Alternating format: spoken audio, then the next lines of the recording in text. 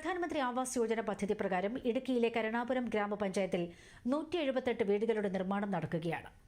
ഭവനരഹിതരായ നിരവധി കുടുംബങ്ങൾ വാസയോഗ്യമായ വീടുകളിൽ താമസം ആരംഭിച്ചു. 20 വർഷക്കാലം അടിസ്ഥാന സൗകര്യങ്ങളില്ലാത്ത വീട്ടിൽ കഴിഞ്ഞവരാണ് സനൽകുമാറും ഭാര്യ ആശി. റിപ്പോർട്ട് കാണാം. 20 വർഷക്കാലം വാസയോഗ്യമല്ലാത്ത വീട്ടിൽ കഴിഞ്ഞവരാണ് ഇടുക്കി കരുണാപുരം പഞ്ചായത്തിലെ കൃഷ്ണപുര സ്വദേശികളായ സനൽകുമാറും ഭാര്യ ആശയും. ദീർഘനാളത്തെ കാത്തിരിപ്പിനൊടുവിൽ PMAY പദ്ധതിയിലൂടെയാണ് ഇവർക്ക് ഒരു വീട് ലഭിച്ചത്.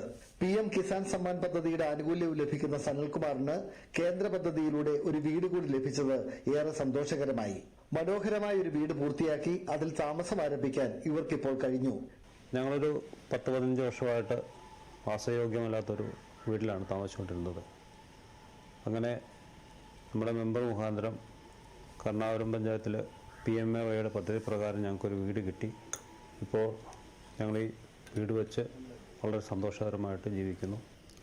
ഞാനും ഭാര്യയും 2 മക്കളും അടങ്ങിയൊരു കുടുംബമാണ് ഞങ്ങളുടേത്. കൂടാതെ തന്നെ ഞാനൊരു കർഷകൻ കൂടിയാണ്. നമുക്ക് ഈ PMAYയുടെ പദ്ധതി അല്ലാതെ തന്നെ നമ്മുടെ കൃഷി സമ്മാൻ പ്രധാനമന്ത്രി കൃഷി സമ്മാൻ പദ്ധതി നമുക്ക് ലഭിക്കുന്നുണ്ട്. വീടിനോട് ചേർന്നുള്ള ശുചിമുറി നിർമ്മാണത്തിന് ദേശീയ ഗ്രാമീണ തൊഴിലുറപ്പ് പദ്ധതിയുടെ സഹായവും ലഭിച്ചു. ഗ്രാമീണ മേഖലകളിൽ ദാരിദ്ര്യരേഖയ്ക്ക് താഴെയുള്ളവർക്ക് സുരക്ഷിതവും സുസ്ഥിരവുമായ പാർപ്പിടം ഉറപ്പാക്കുക എന്നതാണ് PMAY പദ്ധതിയുടെ പ്രധാന ലക്ഷ്യം. പ്രധാനമന്ത്രി ആവാസ് യോജന പ്രകാരം നമ്മുടെ പഞ്ചായത്തിന് ഈ കഴിഞ്ഞ വർഷം ഏകദേശം 450 വീടുകൾക്കാണ് കേന്ദ്ര ഗവൺമെൻറ് അനുമതി നൽകിയത്. അതിൽ നിലവിൽ നമുക്ക് 178 വീടുകളുടെ നിർമ്മാണ പ്രവർത്തനങ്ങൾ തുടർന്നുകൊണ്ടിരിക്കുകയാണ്.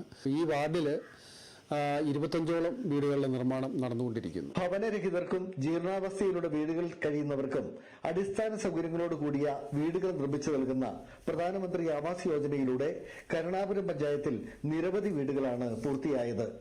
ആന്റണി മുനിയറ, ദൂരദർശൻ ന്യൂസ്, ഇടുക്കി.